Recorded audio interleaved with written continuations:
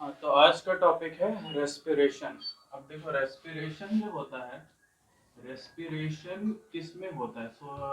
Respiration plant में होता है, एनिमल में होता है कि बैक्टीरिया में होता है? देखो, रेस्पिरेशन हर उस जगह होता है जहाँ पे सेल है, ठीक है। जहाँ पे भी सेल होगा वहाँ रेस्पिरेशन होगा। रेस्पिरेशन एक फंडामेंटल रिक्वायरमेंट है किसी भी सेल का, ठीक है। अब देखो, फंडामेंटल रिक्वायरमेंट है तो किस लिए इसकी जरूरत होती है सबसे ज्यादा? रेस्पिरेशन की जो जरूरत होती है, जैसे कि मान लो हम लोगों को कोई भी फंक्शन करना है, हम लोगों ने कुछ भी खाया, हमने जैसे डाइजेशन पढ़ा था, डाइजेशन में एसिमिलेशन हो गया, फूड आ गया। अब उस फूड को ब्रेक डाउन करके उसको एनर्जी में कन्वर्ट करना, इसको कहते हैं हम लोग रेस्पिरेशन कहते हैं, ठीक है। रेस्पिरेशन, अब भी रेस्पिरेशन के भी मतलब अब अलग अलग जगहों पे अलग अलग तरीके से रेस्पिरेशन होगा। देखो, रेस्पिरेशन में रिक्वायरमेंट्स क्या क्या होते हैं? तुम्हारे पास एक रॉ मटेरियल होना चाहिए। रॉ मटेरियल जैसे कि फूड हो गया, ठीक है। उसको तोड़ने के लिए आपको क्या क्या चीजें की जरूरत है? जैसे कि ऑक्सीजन हो गया, वाटर हो गया, बहुत सारी चीजों की जरूरत पड़ती है। तो हम लोग को देखना है कि हर जगह पे मतलब कहाँ पे किस तरीके से वो चीजें अवेलेबल होती है, ठीक है। एनिमल में किस तरीके से वो चीजें अवेलेबल होती है और प्लांट में किस तरीके से वो चीजें अवेलेबल होती है, तो यही हम लोग पढ़ेंगे रेस्पिरेशन में, ठीक है। तो चलो, सबसे पहले हम लोग देख लेते हैं प्लांट का। प्लांट में रेस्पिरेशन, एनिमल में रेस्पिरेशन, फिर बैक्टीरिया। हम लोग सबसे पहले शुरू करते हैं छोटे वाले से। छोटे वाला मतलब बैक्टीरिया, ठीक है। बैक्टीरिया में रेस्पिरेशन जो होता है, बैक्टीरिया में रेस्पिरेशन के लिए हम लोग को क्या चीज की जरूरत पड़ेगी? देखो, कहीं पे भी अब रेस्पिरेशन भी कई तरीके के होते हैं। जैसे कि एनारोबिक हो गया, एरोबिक हो गया। तो एरोबिक रेस्पिरेशन जो होता है, एरोबिक रेस्पिरेशन, एरोबिक रेस्पिरेशन का बेसिक सा मतलब है कि उस रेस्पिरेशन में O2 का रिक्वायरमेंट है। O2 यानी कि ऑक्सीजन का रिक्वायरमेंट है, ठीक है।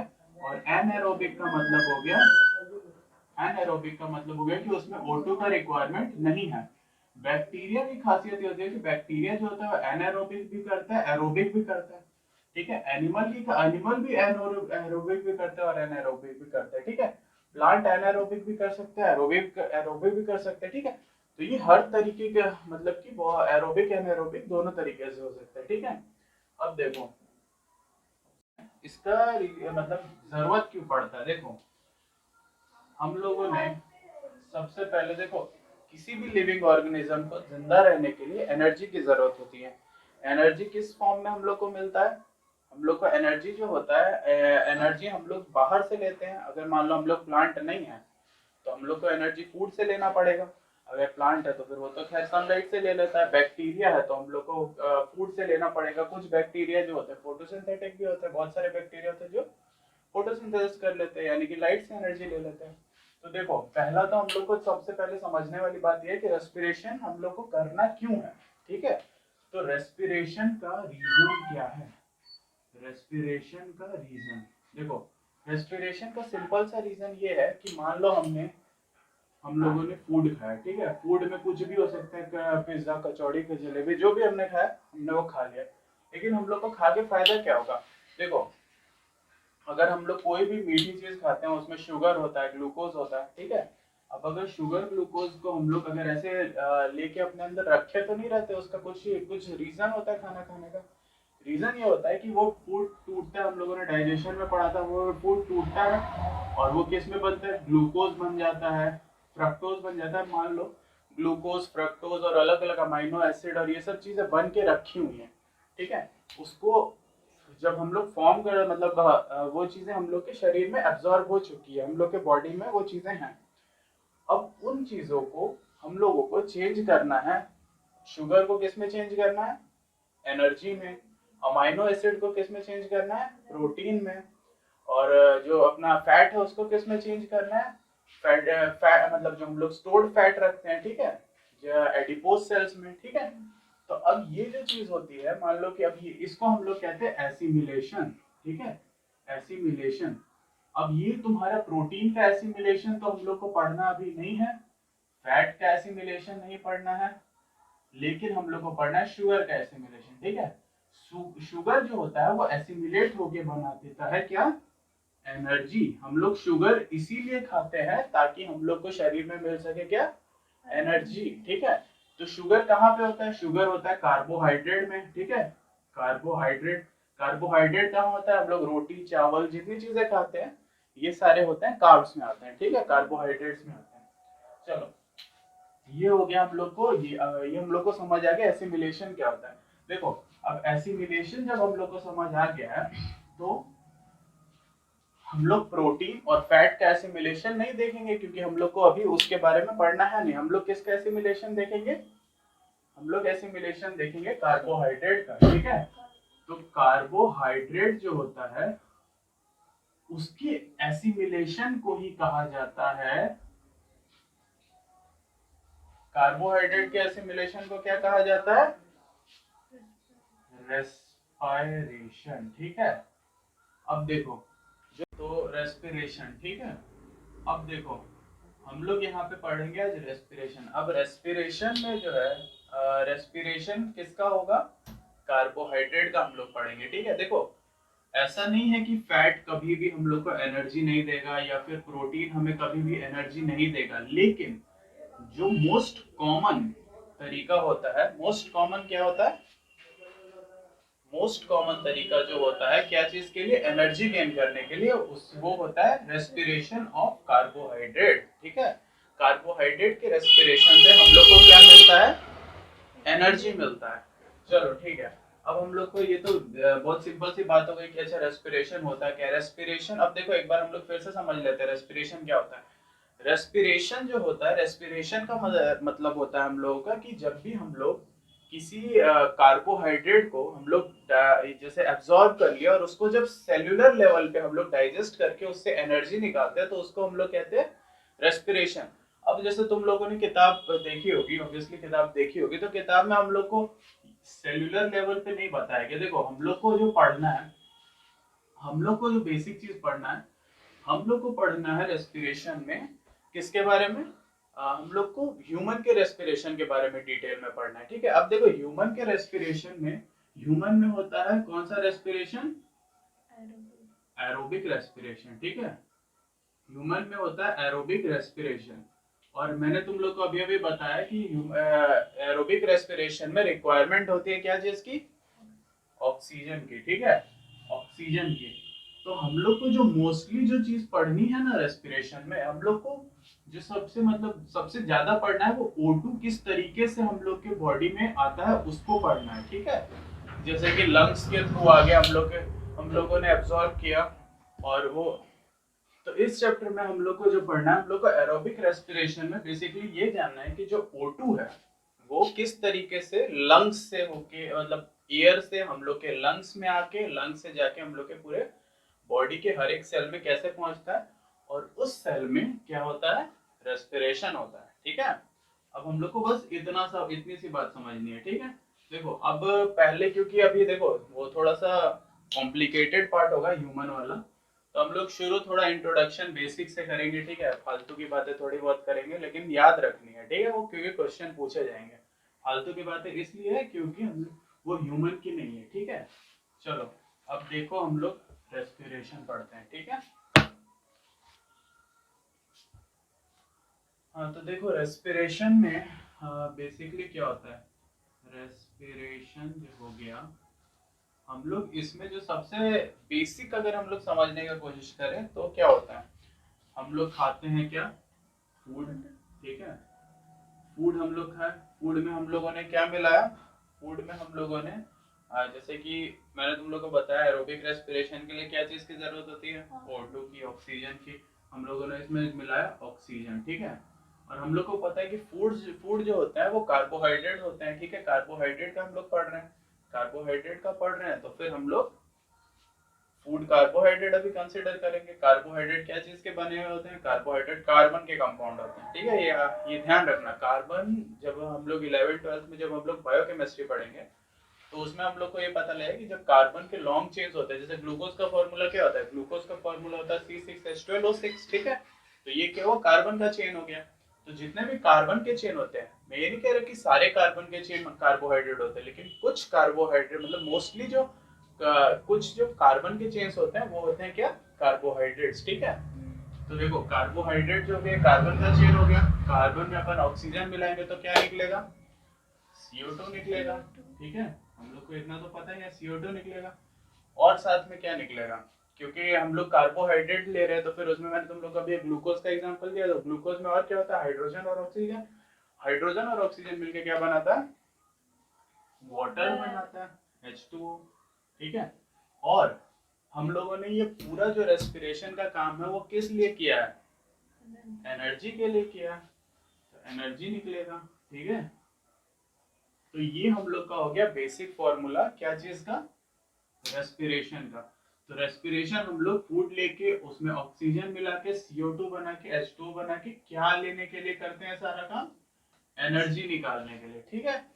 ये हो गया सबसे बेसिक चीज, क्या चीज का, रेस्पिरेशन का, ठीक है।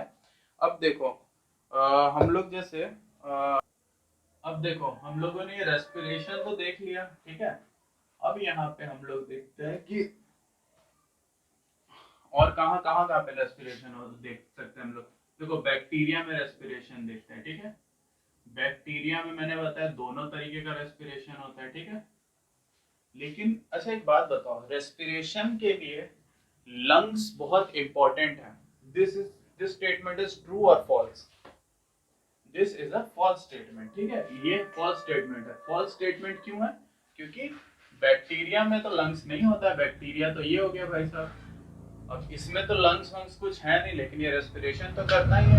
Every living organism, every living cell does respiration, so if it doesn't have lungs और गिल्स और एनीथिंग, इसका तो ये जरूरी नहीं हुआ ना कि ये रेस्पिरेशन इसका नहीं होगा, ठीक है। तो यहाँ पे तो हम लोग को पता है कि भाई साहब कोई भी अगर लिविंग ऑर्गेनिज्म है तो फिर हम लोग को ये समझ आ गया कि लंग्स कोई बहुत इंपॉर्टेंट नहीं है रेस्पिरेशन के लिए, गिल्स कोई बहुत इंपॉर्टेंट नहीं है, ठीक है।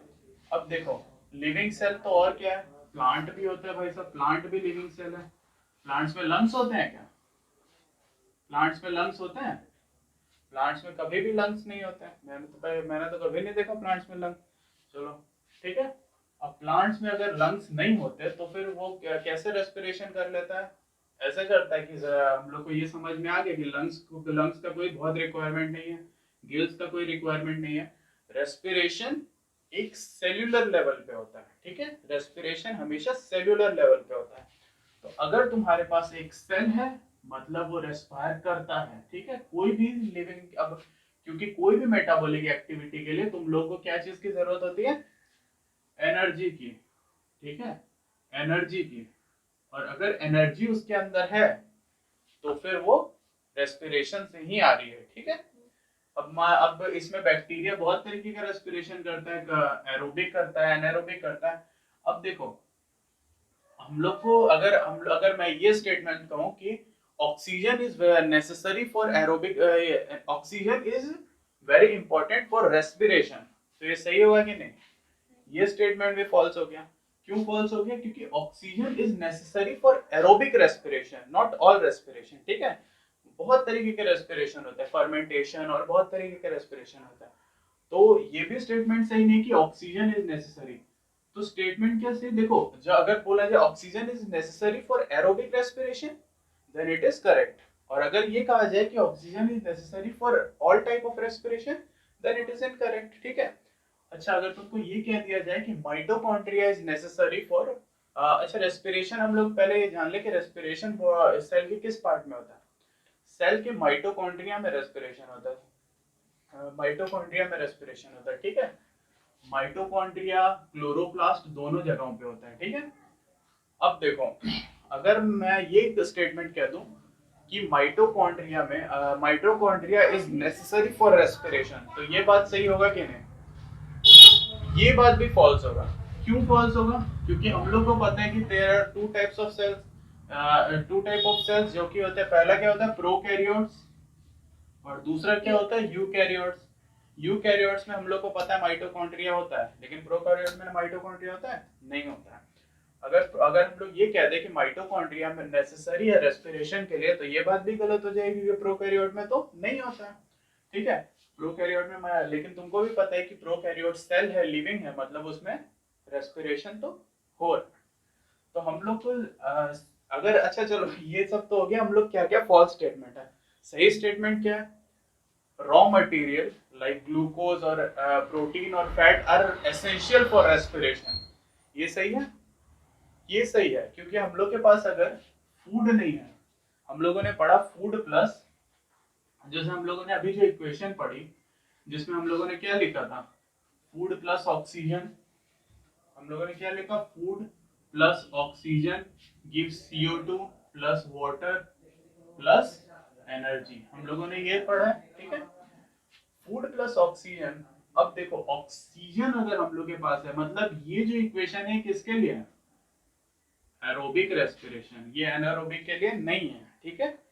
अगर तुमको ये कह दिया जाए फूड गिव्स, मान लो CO2 निकल भी सकता है, नहीं भी निकल सकता है, हो सकता है कि कोई अल्कोहल बन जाए, ठीक है, जो कि हम लोग फर्मेंटेशन कहते हैं, फर्मेंटेशन में क्या निकलता है, अल्कोहल निकलता है, ठीक है। अब देखो मतलब कि oxygen is not necessary but food is always necessary, food जो होता है वो हमेशा ही नेसेसरी होता है, क्या चीज के लिए, रेस्पिरेशन के लिए। ये बहुत बेसिक सी बात है कि अगर हम लोग के पास सबस्ट्रेट ही नहीं होगा तो रिएक्शन कैसे होगा। तो बस यही तो इम्पोर्टेंट चीज क्या है कि हम लोग के पास एक लिविंग सेल हो जिसके अंदर फूड हो, तो फिर वो क्या कर लेगा, सिंपली रेस्पिरेशन कर लेगा। अब चलो ये तो हो गई बहुत मतलब कि बेसिक सी बात, लेकिन कॉन्सेप्चुअल बात है, ठीक है, बहुत लोगों को ये भी समझ में नहीं आया होता है।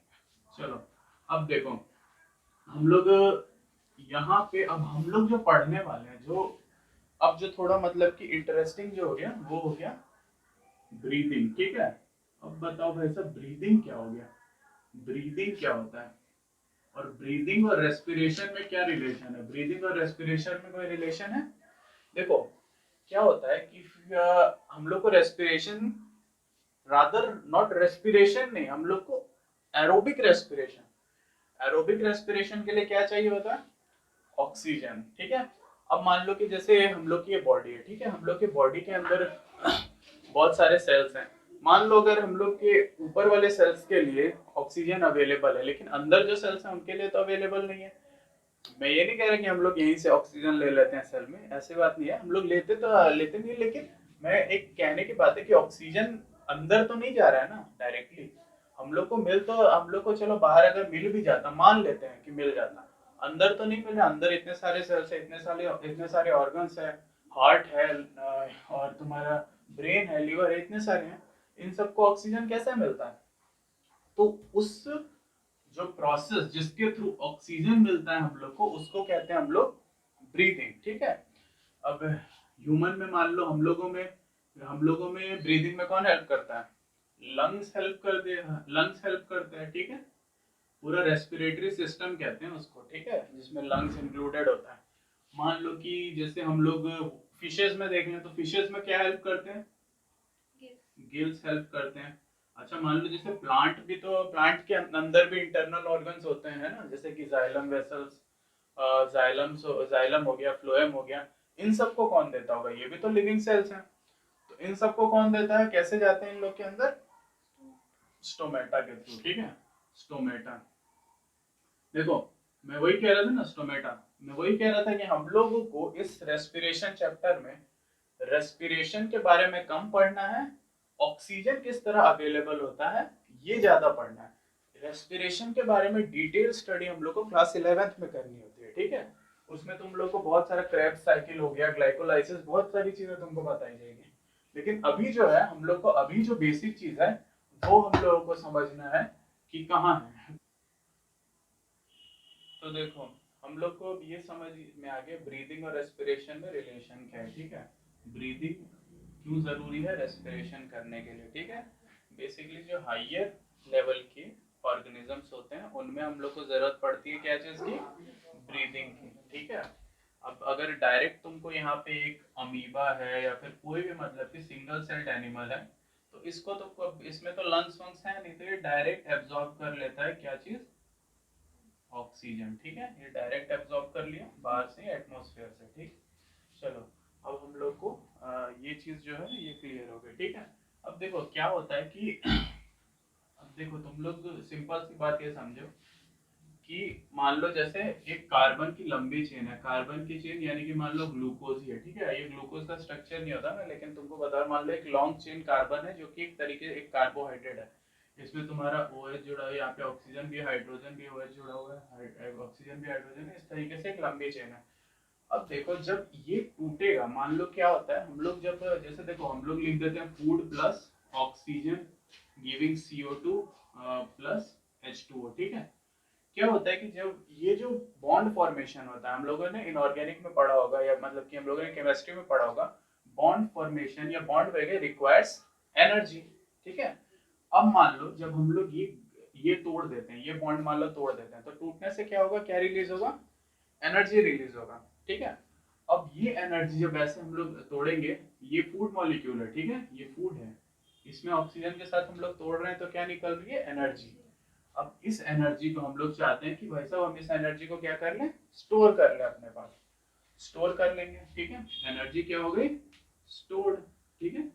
अब ये वाली एनर्जी स्टोर हो गई। अब हम लोग के पास, हम लोग के बॉडी में क्या होता है कि एनर्जी स्टोर करने के लिए हम लोग को दिया, मतलब हम लोगों ने एक कंपाउंड बना लिया जिसको कहते हैं हम लोग क्या, ADP, ठीक है, एडिनोसिन डाइफॉस्फेट। याद कर लो, इसका भी मतलब नहीं समझ पाओगे, बाद में फ्यूचर में समझोगे, ठीक है। ADP होता है एडिनोसिन डाइफॉस्फेट, ठीक है। अब देखो क्या होता है कि जब एनर्जी, जब यहाँ पे मान लो हम लोग के पास ADP बहुत सारे पड़े हुए हैं, और फॉस्फेट्स हम लोग के, मतलब कि हम लोग के बॉडी में फॉस्फेट होते हैं, हम लोग को पता है कि पोटेशियम, सोडियम, बहुत तरीके के केमिकल्स होते हैं हम लोग के बॉडी के अंदर, ठीक है। उसमें से एक केमिकल होता है, एलिमेंट होता है, जो कि होता है फास्फोरस, ठीक है। अब ये फास्फोरस जो होता है, ये ऐसे ही पड़ा हुआ आयन, आयन के फॉर्म में। जैसे ही इसके अंदर एनर्जी आता है, हम लोग को पता है कि एनर्जी देके हम लोग क्या कर सकते हैं, बॉन्ड फॉर्म कर सकते हैं, ठीक है। हम लोग इसमें इसमें जैसी एनर्जी आया, तो फिर ये इसके साथ बोला कि भाई मेरे पास एनर्जी है, बॉन्ड बना लेते हैं। तो इसने कहा कि अच्छा ठीक है यार, बढ़िया, ATP बना दिए, ठीक है। अब देखो जितना एनर्जी इसके पास था, उतना उस एनर्जी को इसने यूज करके, इस बॉन्ड ब्रेकेज से जो एनर्जी इसने यूज करके अपना बनाया, ठीक है। ये लूज बॉन्ड बनता है, ATP जो होता है वो लूज बॉन्ड होता है, बहुत स्ट्रांग नहीं होता है। तो उसकी वजह से मान लो कि एक बॉन्ड बन गया, और बन गया ATP। ATP मतलब कि एडिनोसिन ट्राइफॉस्फेट। बेसिकली पहले डाइफॉस्फेट था, मतलब कि दो फास्फोरस थे, उसमें एक तीसरा फास्फोरस जुड़ गया, तो वो क्या हो गया, ट्राइफॉस्फेट हो गया, ठीक है। अब देखो यहाँ पे हम लोग का ADP जो था वो कन्वर्ट हो गया क्या चीज में, ATP में, ठीक है। अब मान लो कि इससे क्या हो गया कि ये लूज बॉन्ड बन गया। लूज बॉन्ड जब टूटेगा तो एनर्जी रिलीज करेगा। तो जब हम लोग के पास ADP था, उसको ATP में कन्वर्ट किया, जब हम लोग को जरूरत पड़ेगी क्या चीज की, एनर्जी की, तो फिर हम लोग इस ATP को फिर से तोड़ देंगे, ADP बन जाएगा, और फॉस्फेट अलग, ये फॉस्फोरस अलग हो जाएगा, ठीक है। और क्या निकल जाएगा, एनर्जी, ठीक है।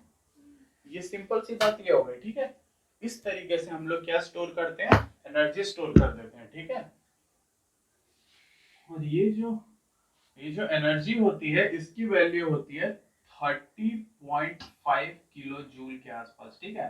अब देखो, हम अब तुम ये पूछ रहे हो कि यार ये ATP जो होता है, ADP में टूटता कैसे है, ठीक है। देखो रिक्वायरमेंट पे होता है, ठीक है। अगर तुमको रिक्वायरमेंट है तो तुम्हारा बॉडी जो होगा वो तोड़ देगा। तोड़ने का तरीका कैसे है, तोड़ने का तरीका ये है कि इसमें जब हम लोग H2O डाल देते हैं, ठीक है, H2O डालने से क्या होता है, ये ATP जो होता है वो ADP और फास्फोरस और एनर्जी में टूट जाता है, ठीक है। ये एनर्जी कितनी होगी, एनर्जी की वैल्यू 30.5 किलो जूल, ठीक है, 30.5 किलो जूल होती है। चलो, अब हम लोग को ये समझ आ गया कि यार ये जो है अपना किस तरीके से कितना एनर्जी रिलीज होता है, ठीक है, और किस तरीके से रिलीज होता है। और हम लोग को ये भी पता लग गया कि ATP के फॉर्म में क्यों स्टोर करते हैं हम लोग। हाँ, तो फिर यहाँ पे देखो हम लोग को अब ये तो समझ आ गया कि ATP किस तरीके से काम करता है। अब देखो क्या होता है कि तुम लोग को, अब देखो सबसे पहले तो ये समझ लो कि हम लोग जिसके बारे में पढ़ते हैं, जिस सबस्ट्रेट के बारे में पढ़ते हैं, वो सबस्ट्रेट होता है ग्लूकोज, ठीक है। हम लोग को पढ़ना ग्लूकोज के बारे में, ऐसा नहीं कि दूसरा कोई कंपाउंड नहीं होता है, फ्रक्टोज भी टूटता है, गैलेक्टोज, मतलब बहुत तरीके के कंपाउंड टूटते हैं, ठीक है। लेकिन हम लोग को जो पढ़ना है वो है ग्लूकोज, ठीक है। तो ग्लूकोज का सबसे पहले हम लोग फॉर्मूला समझ लेते हैं क्या होता है, ठीक है। ग्लूकोज का फॉर्मूला होता है C6H12O6, ठीक है। C6H12O6 का मतलब है कि 6 कार्बन इस तरीके से अरेंज होते हैं, ठीक है, और इसमें क्या अटैच होता है, OH अटैच होता है, ठीक है, क्या क्या अटैच होंगे, OH होंगे, 6 OH अटैच हो जाएंगे, ठीक है, तो क्या हो जाएगा, C6 हो जाएगा, H12 भी हो जाएगा, ठीक है, और देखो यहाँ पे जैसे OH OH अटैच हो गए, ठीक है, और यहाँ पे H, ठीक है, अब देखो इस तरीके से कितने हम पर कार्बन कितना हम लोग को हाइड्रोजन मिल गया, 2 हाइड्रोजन और 1 ऑक्सीजन, 6 कार्बन 6 ऑक्सीजन और 12 हाइड्रोजन, ठीक है, ये हो गया हम लोग को, क्या हम लोग के पास किसका स्ट्रक्चर, ग्लूकोज का। अब हम लोग को पता है कि ग्लूकोज का, जैसे हम लोग को ये ग्लूकोज का ऑक्सीडेशन करना है, ऑक्सीडेशन का मतलब देखो, ऑक्सीडेशन का मतलब होता है कि रेस्पिरेशन करना, ठीक है, मतलब कि ऑक्सीडाइज करना, जितना हम लोग ऑक्सीडाइज करेंगे उतना कार्बन का नंबर कम होगा, मतलब कि चेन टूट, ऑक्सीडाइजेशन का क्या मतलब होता है, हम लोगों को केमिस्ट्री में हम लोगों ने पढ़ा, ऑक्सीडेशन का क्या मतलब होता है, ऑक्सीडेशन का मतलब क्या होता है कि हम लोग उसका इलेक्ट्रॉन जो हुआ उसको, उसके इलेक्ट्रॉन को लूज कर दिया, चलो ठीक है, और रिडक्शन का मतलब होता है इलेक्ट्रॉन को एक्सेप्ट कर लिए, ठीक है, तो अगर इलेक्ट्रॉन लूज करेंगे तो क्या होगा, बॉन्ड ब्रेक होगा, बॉन्ड ब्रेक होगा तो क्या निकलेगा, एनर्जी निकलेगा, एनर्जी निकलेगा तो किस फॉर्म में स्टोर होगी, एटीपी के फॉर्म में, एटीपी के फॉर्म में स्टोर होगी, तो मान लो कि हम लोग को कोई भी टास्क करना है, मान लो जैसे कि अभी मैं जैसे इस तरीके से अपना हाथ ही मूव कर रहा हूँ, ठीक है, अब अगर मैं अपना हाथ इस तरीके से मूव कर रहा हूँ तो यहाँ के जो मसल्स हैं, यहाँ के जो मसल्स हैं, यहाँ का जो मतलब मसल्स लिगामेंट है, अब मसल्स जो होते हैं, मसल तो मूव कर रहे हैं, ठीक है, मसल को मूव करने के लिए एनर्जी कहाँ से आती है, एटीपी से आती है, ठीक है, तो इसलिए हम लोगों को ये पढ़ना इंपॉर्टेंट हो जाता है। चलो अब ये हम लोग को पता लगे कि ग्लूकोज जो होता है उसका एक इस तरीके से ब्रेकेज होता है, ठीक है, अब देखो क्या होता है कि ग्लूकोज भी दो तरीके से टूटता है, ठीक है, रेस्पिरेशन दो तरीके से होता है, तो इसका मतलब है ग्लूकोज भी दो तरीके से टूटता होगा, है ना, तो ग्लूकोज दो तरीके से टूटता है, एक तरीका होता है जिसमें हम लोग को ऑक्सीजन का रिक्वायरमेंट होता है, और एक तरीका होता है जिसमें हम लोग को ऑक्सीजन का रिक्वायरमेंट नहीं होता है, ऑक्सीजन के रिक्वायरमेंट वाले तरीकों को हम लोग क्या कहते हैं, एरोबिक रेस्पिरेशन, ठीक है, एरोबिक रेस्पिरेशन, रेस्पिरेशन, ठीक है, और जिसमें हम लोग को जरूरत नहीं होती है किसकी, ऑक्सीजन की, एन एरोबिक रेस्पिरेशन, ठीक है, एन एरोबिक रेस्पिरेशन, ठीक है, एरोबिक रेस्पिरेशन हो गया और एनारोबिक रेस्पिरेशन हो गया। अब देखो सोचो यहाँ पे जैसे एरोबिक रेस्पिरेशन है, एरोबिक रेस्पिरेशन और एरोबिक रेस्पिरेशन हम लोगों ने क्या कहा, जनरली हायर में होते हैं, ठीक है, किसमें, हायर, हायर किसको कहते हैं हम लोग, एनिमल्स को और प्लांट्स को, हम लोग बैक्टीरिया को तो हायर क्लासेस नहीं कहते हैं, और एनारोबिक जो होती है वो मोस्टली किसमें होती है, वो लोअर क्लास में होती है, यानी कि बैक्टीरिया, प्रोकैरियोट, ये सब में होती है। चलो लेकिन ऐसा जरूरी नहीं है कि एनिमल में है तो फिर कभी भी एनारोबिक रेस्पिरेशन नहीं होगा, जब भी एरोबिक रेस्पिरेशन रिक्वायरमेंट पूरी नहीं कर पाए, ठीक है, मान लो कि तुम बहुत ज्यादा वर्क कर रहे हो, ठीक है, तुम बहुत ज्यादा अपने मसल्स का यूज कर रहे हो, बेसिकली तुम मान लो जिम कर रहे हो या फिर तुम दौड़ रहे हो या भाग रहे हो, कुछ भी मतलब एथलेटिक कर रहे हो, तो तुम्हारे मसल पेन क्यों होने लगता है, देखो हम लोग को, अच्छा रुको पहले देखो, एरोबिक रेस्पिरेशन का हम लोग को पता है कि जो एंड रिजल्ट होता है वो CO2 प्लस क्या होता है, एनर्जी, ठीक है, CO2 प्लस एनर्जी और H2O भी हो गया, ठीक है, और एनारोबिक का जो एंड रिजल्ट होता है वो दो तरीके का एंड रिजल्ट हो सकता है, ठीक है, एक तो होता है इथेनॉल, ठीक है, इथेनॉल हो गया, इथेनॉल प्लस तुम्हारा H2 और एनर्जी। अच्छा एनारोबिक रेस्पिरेशन क्योंकि प्रिमिटिव है और प्रिमिटिव होता है, इसलिए ये जो होता है कम एनर्जी प्रोड्यूस करता है, जबकि एरोबिक रेस्पिरेशन ज्यादा एनर्जी प्रोड्यूस करता है, तो एनारोबिक जो होता है इथेनॉल रिलीज कर देगा, इथेनॉल रिलीज कर देगा और लो एनर्जी रिलीज करेगा, एनर्जी रिलीज करेगा पर लो, मान लो कि तुम बहुत ज्यादा फंक्शन कर रहे हो, बहुत ज्यादा तुम काम कर रहे हो, ठीक है, अगर तुम बहुत ज्यादा काम कर रहे हो तो, अगर तुम बहुत ज्यादा काम कर रहे हो और तुम्हारा इस रेस्पिरेशन से पूरा नहीं हो पा रहा है ये एटीपी रिक्वायरमेंट, तो तुम्हारा बॉडी ये रेस्पिरेशन करना शुरू कर देगा, ये रेस्पिरेशन जो होता है, अच्छा इसके लिए क्योंकि हम लोगों को O2 की जरूरत है, ये बात हम लोग जानते हैं, कि O2 की जरूरत है।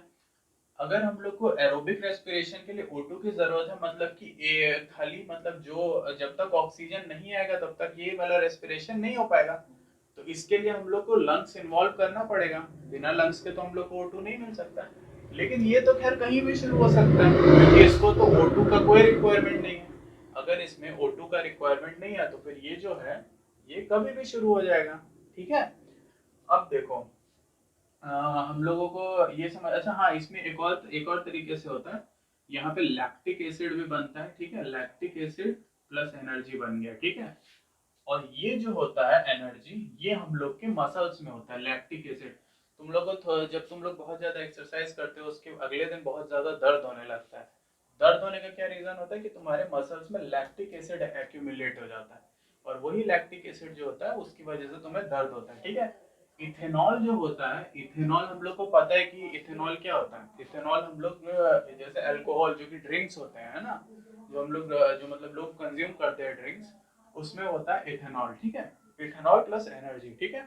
अब देखो जो इथेनॉल होता है ये कहाँ पे होगा, अगर मान लो मैं तुमको ये कह दिया कि इथेनॉल ड्रिंक्स में होता है, तो तुम लोग को ये पता है कि ड्रिंक्स क्या चीज से बनती है। ड्रिंक बनती है ईस्ट से, या फिर कोई भी मतलब कि ईस्ट से बन गया, या फिर माइक्रोब से बनती है, ठीक है, क्योंकि फर्मेंटेशन होता है, ठीक है। तो इथेनॉल यानी कि जो इथेनॉल वाला जो होता है ये हम लोग का कहाँ पे होगा, बैक्टीरिया या फिर ईस्ट ये सब में। और लैक्टिक एसिड कहाँ होगा, ये हम लोग के मसल्स में, ठीक है।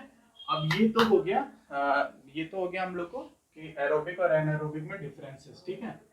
अब देखो तुम लोग को कह दिया गया कि यार मैंने तुम लोग को एक बहुत इंपॉर्टेंट पॉइंट बताया कि जो एरोबिक रेस्पिरेशन होता है वो एरोबिक सॉरी एनारोबिक रेस्पिरेशन जो होता है, एनारोबिक रेस्पिरेशन, जैसे कि प्रोकैरियोट्स में मैंने तुमको बताया, प्रोकैरियोट्स में क्या बताया, प्रोकैरियोट्स में मैंने बताया कि केवल एनारोबिक होता है। क्यों, क्योंकि उसमें क्या नहीं होता, माइटोकॉन्ड्रिया नहीं होता। तो मैंने तुमको ये बता दिया कि माइटोकॉन्ड्रिया में बेसिकली जो मतलब कि तुमको एरोबिक रेस्पिरेशन के लिए क्या चीज की जरूरत है, माइटोकॉन्ड्रिया की जरूरत है। क्यों जरूरत है अब हम लोग जानेंगे, ठीक है। अब देखो पहले हम लोग देख लेते हैं पहले हम लोग एरोबिक रेस्पिरेशन देख लेते हैं, ठीक है। एरोबिक रेस्पिरेशन में जरूरत क्या चीज की होती है, O2 की, ठीक है। अब देखो क्या होता है कि ये हम लोग का क्या है, ये सेल है मान लो, ठीक है। सेल में ये हो गया अपने पास क्या, न्यूक्लियस, ठीक है, ये न्यूक्लियस हो गया। और ये क्या हो गया, यहाँ पे हम लोग एक बना दिए बीन शेप्ड। बीन शेप्ड क्या होता है, माइटोकॉन्ड्रिया, ठीक है, माइटोकॉन्ड्रिया। अब देखो ये O2 जो था ये सेल के अंदर आ गया, ठीक है। यहाँ पे हम लोगों ने भाई साहब बहुत सारा खाना वाना खाया, खाना खाने के बाद वो जो हो गया वो कहाँ चला गया, सेल के अंदर। क्या क्या चला गया सेल के अंदर, खाना। ये खाना जो था इसमें क्या क्या था, ग्लूकोज, ठीक है। हम लोग ग्लूकोज लिख लेते हैं, इसको जी से लिख देते हैं, ठीक है। अब ये ग्लूकोज जो था, ग्लूकोज जो हो गया वो रेस्पिरेशन होगा ये ग्लूकोज का। रेस्पिरेशन का क्या मतलब होता है, ग्लूकोज टूटेगा, ठीक है। ग्लूकोज क्या चीज में टूटता है ये तुमको याद करना है, ठीक है। Glucose 2 molecule of pyruvic acid में टूटता है, ठीक है, पायरुविक एसिड, ठीक है। अब ये ग्लूकोज पायरुविक एसिड में टूटने के बाद ये जाता है कहाँ पे, माइटोकॉन्ड्रिया में, ठीक है, माइटोकॉन्ड्रिया में जाता है। ये पहले ग्लूकोज कहाँ पे टूटा, साइटोप्लाज्म में, तो ये हो गया साइटोप्लाज्म। फिर ये कहाँ पे आ गया, माइटोकॉन्ड्रिया में, ठीक है। अब जो साइटोप्लाज्म में ग्लूकोज घुसा वो किस में टूट गया, 2 मॉलिक्यूल ऑफ पायरुविक एसिड में, ठीक है। अब पायरुविक एसिड जो हो गया वो कहाँ चला गया, माइटोकॉन्ड्रिया में। और माइटोकॉन्ड्रिया में ही कौन चला जाता है, ऑक्सीजन। और फिर यहाँ पे रिएक्शन होके CO2 निकलता है, H2O निकलता है और एनर्जी निकलती है, ठीक है। अब देखो तुम अगर अगर हम लोग ये देखें, अब मान लो ये कौन सा सेल था हम लोग के पास, यूकैरियोट, ठीक है। अब मान लो ये सेम चीज हम लोग देखें प्रोकैरियोट्स में, ठीक है। प्रोकैरियोट्स अपन थोड़ा छोटा बना देंगे क्योंकि प्रोकैरियोट्स हमेशा छोटे होते हैं, ठीक है। अब प्रोकैरियोट्स में देखो न्यूक्लियस होता है, प्रोकैरियोट्स में न्यूक्लियस नहीं होता है, क्या होता है?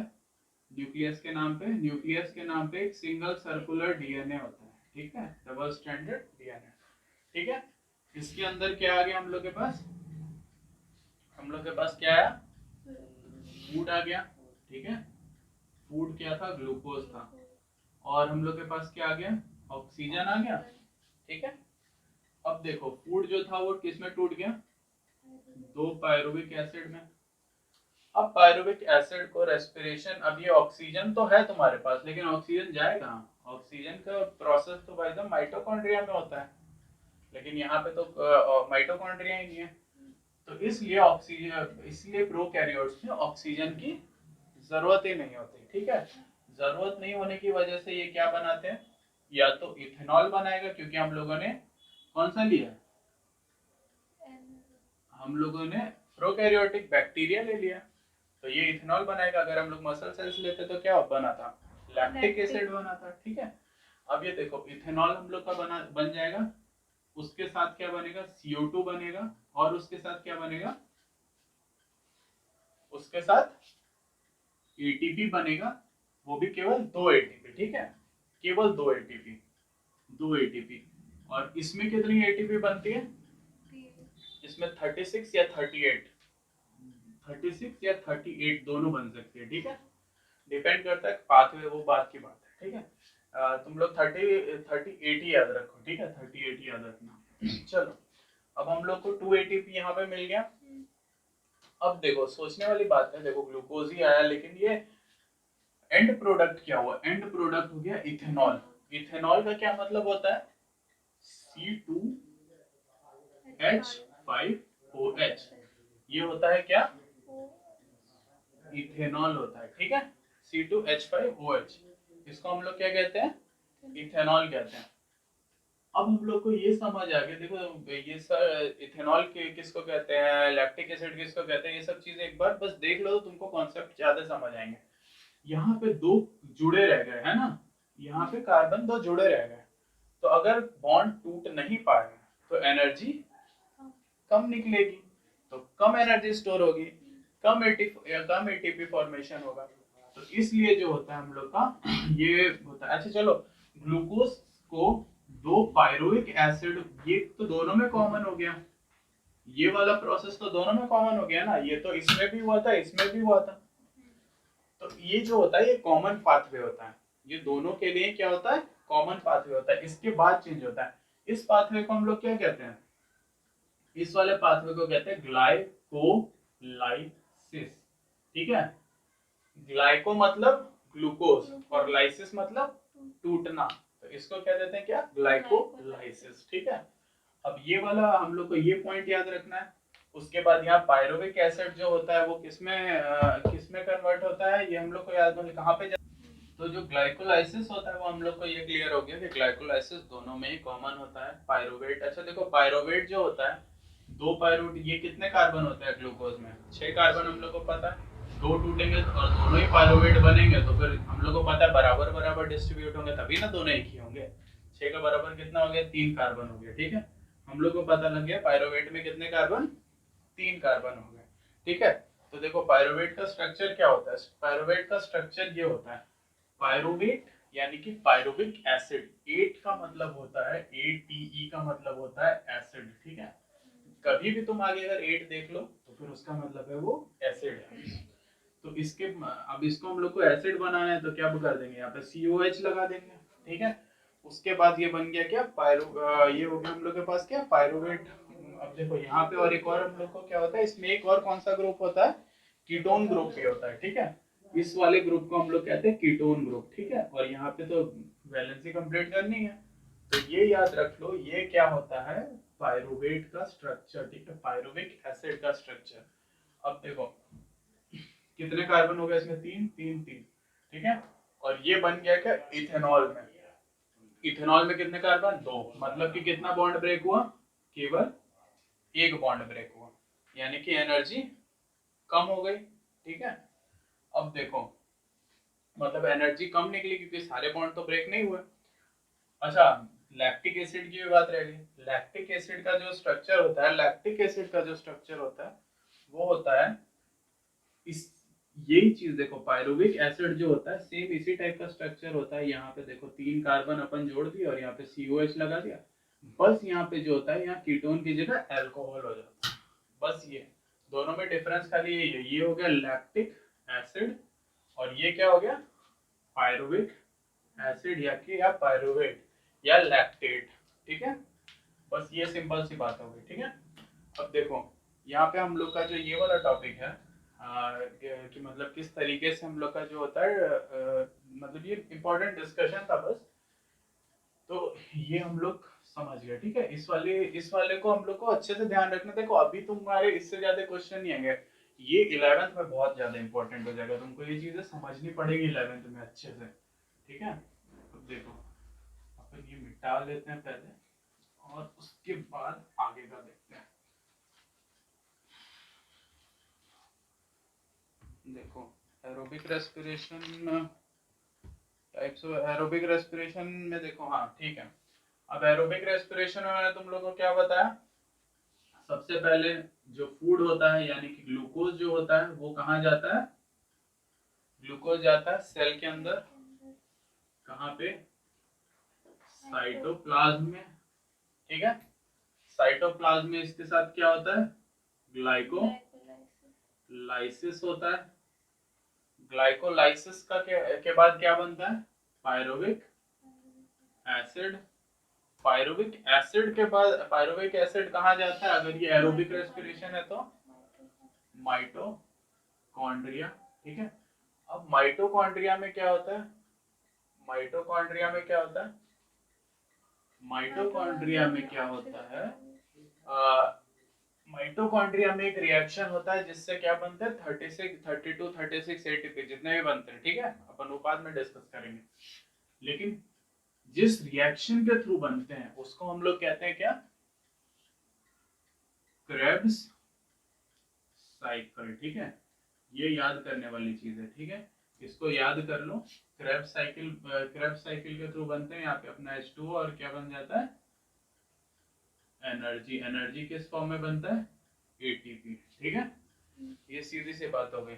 चलो अब हम लोग को ये पता लगे ग्लूकोज पायरुवेट के कितने मॉलिक्यूल बनते हैं, कितने मॉलिक्यूल ऑफ पायरुवेट होते हैं, 2 मॉलिक्यूल ऑफ पायरुवेट होते हैं। क्यों, क्योंकि पायरुवेट में कितने कार्बन हो गए, 3 कार्बन का मॉलिक्यूल होता है पायरुवेट। ठीक है, अब देखो ये हो गया क्या, एरोबिक रेस्पिरेशन। ठीक है, अब हम लोग देखेंगे एनारोबिक रेस्पिरेशन। अब एनारोबिक रेस्पिरेशन जो होता है ये इंटरेस्टिंग इसलिए क्योंकि ये एनारोबिक भी 2 तरीके का होता है। एक एनारोबिक जो कि माइक्रो ऑर्गेनिजम्स में होता है यानी कि बैक्टीरिया फंजाई ये सब में, और दूसरा एनारोबिक कहाँ होता है, दूसरा एनारोबिक हम लोग के मसल्स में। दोनों में क्या डिफरेंस है, दोनों का एंड प्रोडक्ट डिफरेंट है। ठीक है, तो फिर मान लो कि आप लोगों ने, हम लेते तो शुरू में क्या ग्लूकोज ही लेते हैं, ग्लूकोज जाता है कहाँ पे, सेल के अंदर। सेल के कहाँ पे, साइटोप्लाज्म में। साइटोप्लाज्म में क्या होता है, ग्लाइकोलाइसिस होता है। ग्लाइकोलाइसिस से क्या बनता है, पायरुविक एसिड बनता है। पायरुविक एसिड में पायरुविक एसिड से क्या बनता है, पायरुविक एसिड से बन जाता है, हम लोग कहाँ किसका देख रहे हैं, हम लोग बैक्टीरिया और यीस्ट का देख रहे हैं। तो उससे क्या बनाते हैं हम लोग, इथेनॉल बना देते हैं। ठीक है, इथेनॉल। अच्छा क्यों, ये जब हम लोग बनाएंगे तो इथेनॉल मान लो हम लोगों ने बनाया, ठीक है, तो मैंने तुम लोग को इथेनॉल का स्ट्रक्चर बताया था। इथेनॉल का स्ट्रक्चर क्या था, CH3COOH। इथेनॉल का स्ट्रक्चर नहीं सर, ये पायरुविक एसिड का स्ट्रक्चर बताया था। ठीक है, और इथेनॉल का स्ट्रक्चर अब कंपेयर करते हैं। इथेनॉल क्या होता है, CH3CH2OH। ठीक है, ये हो गया इथेनॉल का स्ट्रक्चर। इसमें क्या क्या मिसिंग है, हम लोग के पास CH3 भी है, ये कार्बन भी है, H भी है, और ये सॉरी O भी है ये वाला, लेकिन ये पूरा पार्ट नहीं है, ये पूरा पार्ट नहीं है, ये टूट गया। क्या बना ये, COH। इसका H जो होता है वो इधर आके जुड़ जाता है, तभी ना ये यहाँ पे CH2 हो गया। ठीक है, और एक H और जुड़ता है यहाँ पे आके, तो क्या निकल जाता है, CO2। समझ में आई बात? तो यहाँ पे ethanol plus CO2 plus energy, लेकिन एनर्जी क्या होगी? Low energy. ठीक है। अब देखो दूसरा जो होता है, दूसरा हम लोग का क्या बनता था? ग्लूकोज से क्या हुआ? सेम चीज हुआ, साइटोप्लाज्म में, फिर ग्लाइकोलाइसिस, फिर ये हो गया। लेकिन प्रोडक्ट क्या बना था? Lactic acid. लैक्टिक एसिड में कितने कार्बन थे? लैक्टिक एसिड का स्ट्रक्चर हम लोगों ने बनाया था, ये बनाया था लैक्टिक एसिड का स्ट्रक्चर। इसमें कोई भी कार्बन मिसिंग है? इसमें हम लोग का कोई भी कार्बन मिसिंग नहीं है, खाली यहाँ का एक बॉन्ड मिसिंग है। किसके कंपैरिजन में? किसके कंपैरिजन में? पारुविक एसिड। तो यहाँ पे CO2 रिलीज होगा, यहाँ CO2 रिलीज नहीं होगा, तो फिर यहाँ पे क्या बन जाएगा? एनर्जी खाली। ठीक है, लैक्टिक एसिड प्लस एनर्जी। अब हम लोग ये देख कॉमन सेंस से भी सोच सकते हैं। मान लो कि जैसे कोई बैक्टीरिया रेस्पिरेशन कर रहा है, ठीक है। अब बैक्टीरिया किसी कंटेनर में मान लो हमने ले लिया, रेस्पिरेशन कर रहा है, और उसने इथेनॉल बना दिया और CO2 निकल सकता है। लेकिन अगर ये तुम्हारा मसल है, ठीक है, ये तुम्हारा मसल है, ठीक है, अब इस मसल में लैक्टिक एसिड बन गया और CO2 निकल लेगा तो कहाँ जाएगा? मसल फूल जाएगा, कुछ नहीं हो पाएगा, है ना। तो इसलिए ये सही, मतलब ये रेस्पिरेशन सही नहीं हो सकता था मसल के लिए। इसलिए दो तरीके के एनारोबिक रेस्पिरेशन हम लोग मतलब ऑर्गेनिजम्स करना शुरू कर दिए। ठीक है। अब देखो, और जैसे कि चलो ठीक है, तो फिर देखो, तो अब हम लोग का जो अगला टॉपिक हो गया है उसका नाम है रेस्पिरेशन इन प्लांट्स। ठीक है, चलो, इन प्लांट्स। ठीक है। देखो अब रेस्पिरेशन इन प्लांट जो होता है, देखो रेस्पिरेशन का जो प्रोसेस है वो तो हम लोग किस लेवल पे होता है, याद करने की चीज है, सेल्यूलर लेवल पे होता है। तो रेस्पिरेशन से बेटर टर्म होगा ब्रीदिंग इन प्लांट, लेकिन प्लांट ब्रीद नहीं करता है, ब्रीदिंग स्पेसिफिक ह्यूमन टर्म है। ठीक है। लेकिन एक बेसिकली जो होता है gaseous exchange in plant. Gaseous exchange in plant कैसे होता है? हम लोगों ने बहुत बार पढ़ा हुआ होगा कि स्टोमाटा के थ्रू क्या होता है?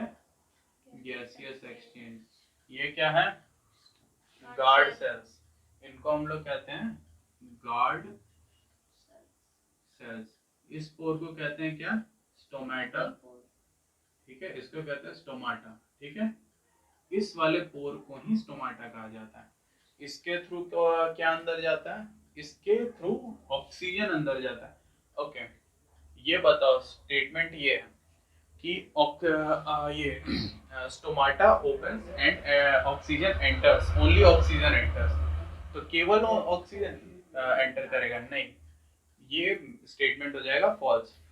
ट्रू स्टेटमेंट के गैसियस एक्सचेंज होता है। ठीक है, स्टोमाटा में हमेशा गैसियस एक्सचेंज होता है, ऑक्सीजन एक्सचेंज नहीं, गैसियस एक्सचेंज। गैस में कोई भी हो सकता है, O2, CO2, N2, जितने तरह के हर प्रकार के गैस जो है वो होते हैं। लेकिन जब ये गैस जो होते हैं ये कहाँ पे पहुंचते हैं? सेल के सामने एक्सपोज होते हैं, तो सेल को जिन चीज की जरूरत होती है सेल उसी को अपने अंदर आने देता है। ठीक है, ये सेल, चलो अच्छा, तो खाली हम लोग को खाली क्या गार्ड सेल से ही होता है, मतलब कि खाली स्टोमाटा से ही होता है? खाली स्टोमाटा से नहीं होता है, और भी ये होते हैं, क्या कहते हैं, और भी तरीके होते हैं। अब जैसे मान लो स्टोमाटा कहाँ पे होता है? लीफ में होता है। ठीक है, स्टोमाटा तो केवल कहाँ पे होता है हम लोग के? लीफ में होता है। तो स्टोमाटा अगर केवल लीफ में होता है तो फिर यहाँ से गैसियस एक्सचेंज हुआ तो कहाँ पे पहुंचा? खाली लीफ तक पहुंचा। तो बाकी बाकी प्लांट के पार्ट्स का कहाँ पे कहाँ जाएगा? ठीक है, तो फिर बाकी प्लांट्स के, तो हम लोग को ये क्लियर हो जाता है कि जो लीव्स होते हैं, लीव्स में स्टोमाटा के थ्रू एयर एंटर करता है और सेल में एब्जॉर्ब होता है ऑक्सीजन या फिर कार्बन डाइऑक्साइड। ये कभी भी एब्जॉर्ब, हाँ ये ध्यान रखना, नाइट्रोजन कभी भी एब्जॉर्ब नहीं होता, N2 के फॉर्म में कभी भी एब्जॉर्प्शन नहीं होता है। ये ध्यान रखने, तुम लोग को बाद में काम आएगा, अभी तो खैर कोई काम करनी है। लेकिन हाँ, अब देखो, अब तो फिर हाँ लीव्स का हम लोग को समझ आ गया। अब देखो क्या होता है कि जैसे हम लोगों के जैसे कि हम लोग हो गए एनिमल्स है ना, हम लोग में लंग्स हो गया, तो हम लोग में खाली एक ही पैसेज है, नाक से जाके लंग्स में जाएगा, लंग्स से फिर पूरे बॉडी में ट्रांसपोर्ट होगा। ये प्लांट प्लांट में ऐसा नहीं होता, प्लांट में बहुत सारे स्पेशलाइज्ड स्ट्रक्चर्स होते हैं, जैसे कि लेंटिसेल्स, ठीक है। यहाँ पे हम लोग का स्टेम हो गया, ठीक है। स्टेम में इस तरीके से ओपनिंग होती है इस चीज के थ्रू, इसको क्या कहते हैं हम लोग, लेंटिसेल्स। इसके थ्रू भी गैसियस एक्सचेंज हो जाता है। हम लोग का जो रूट होता है, ये मान लो रूट है, तो रूट में एपिडर्मिस जो होता है वो बहुत मतलब प्रेजेंट नहीं होता है, तो इसके थ्रू ही एब्जॉर्ब हो जाता है क्या, गैसियस एक्सचेंज होता है, ठीक है। अब रूट में तुम जैसे कि रूट तुम्हारा ये हो गया, रूट में तुम्हारा जो रूट हेयर्स होते हैं, ठीक है, root hairs are single cell, ठीक है, सिंगल सेल के बने होते हैं रूट हेयर्स। जैसे कि रूट के एपिडर्मिस का मतलब जो आउटर मोस्ट लेयर होते हैं उसका एपिब्लेमा कहते हैं, उसका एक्सटेंशन होता है, और इस एक्सटेंशन में क्या, इस एक्सटेंशन को क्या कहते हैं, रूट हेयर, और रूट हेयर के थ्रू गैसियस एक्सचेंज हो जाता है। तो हम लोगों को, हम लोग के बॉडी में जो होता है उसको कहते हैं लॉन्ग डिस्टेंस ट्रांसपोर्ट, ठीक है। वही जो प्लांट में होता है, प्लांट में हमेशा शॉर्ट डिस्टेंस ट्रांसपोर्ट होता है, ठीक है। हम लोग में जैसे हम लोग में क्या, हम लोग में खाली नाक से लिया और पूरे बॉडी में फैल गया, लेकिन इसमें जो होता है, इसमें हर एक जो सेल होता है वो अपना अपना, हर एक सेल नहीं सॉरी, हर एक ऑर्गन जो होता है वो अपना अपना ब्रीदिंग कर सकता है, ठीक है। अब देखो रेस्पिरेशन इन स्टेम हो गया, रेस्पिरेशन इन लीव्स हो गया। चलो अब हाँ हम लोग को, अब जैसे मान लो कि यहाँ पे एब्जॉर्प्शन हो गया किसका, CO2 का, और ये जो एब्जॉर्प्शन हो गया गैसियस एक्सचेंज, उसको डायरेक्ट यहाँ के जो सेल्स हो गए केवल वही उससे रेस्पिरेशन करेंगे। जो स्टोमाटा के थ्रू आया उसके थ्रू वो खाली लीफ से रेस्पिरेशन करेंगे, जो यहाँ पे अपना लेंटिसेल के थ्रू है उससे खाली स्टेम ही एब्जॉर्प्शन करेंगे। इसमें कोई ट्रांसपोर्ट का सिस्टम नहीं है, जैसे हम लोगों में ब्लड पूरे बॉडी में ऑक्सीजन और कार्बन डाइऑक्साइड हर कुछ ट्रांसपोर्ट करता है, इसमें ट्रांसपोर्ट का सिस्टम नहीं है, इसीलिए इसको कहते हैं शॉर्ट डिस्टेंस ट्रांसपोर्ट। और हम लोग के अंदर या फिर एनिमल्स के अंदर होता है लॉन्ग डिस्टेंस ट्रांसपोर्ट, ठीक है। तो अभी के लिए हम लोग इतना ही देखते हैं, उसके बाद अगली बार हम लोग रेस्पिरेशन एनिमल्स को कंप्लीटली डिटेल में स्टडी करेंगे, और उसके बाद रेस्पिरेशन इन ह्यूमंस करेंगे। रेस्पिरेशन इज इन ह्यूमन बहुत इंपॉर्टेंट होने वाला है, क्योंकि उसमें बहुत तरीके से समझाना होगा, ठीक है। क्योंकि उसमें तुमको पता चलेगा किस तरीके से लंग्स एक्सपैंड करता है, किस तरीके से डायफ्राम का मूवमेंट होता है, कौन कौन से मसल्स इन्वॉल्व होते हैं, कहाँ पे हाई प्रेशर कहाँ पे लो प्रेशर होता है, ये सब चीजें हम लोग को जानेंगे, और ये बहुत इंटरेस्टिंग होगा अगर हम लोग को सही से समझ आए तो, ठीक है। चलो तो अभी के लिए हम लोग इतना ही रखते हैं।